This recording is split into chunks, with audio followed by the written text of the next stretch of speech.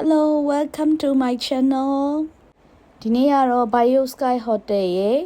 84တက်ကနေပြီးတော့ဘန်ကောက်မြို့ကြီးရဲ့ညအလှလေးကိုကြည့်ရှုကြမယ်ရှင်။ဘန်ကောက်မြို့ကြီးရဲ့အလှကိုအပေါ်စီးကနေကြည့်ရတာအရန်ကိုလင်းထိန်နေတာကိုတွေ့ရမယ်နော်။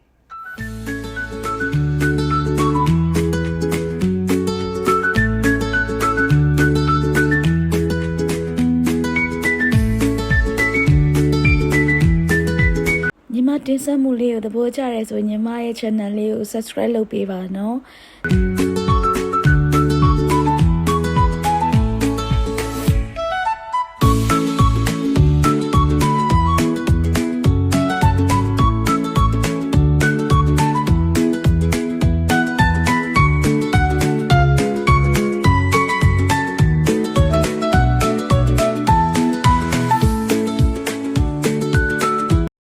အဲ့ဒီမှာဓာတ်ပုံရိုက်တဲ့နေရာလေးတွေရှိရပေါ့နော်ညီမအိမ်မှာဓာတ်ပုံလှလှလေးရိုက်ခဲ့တယ်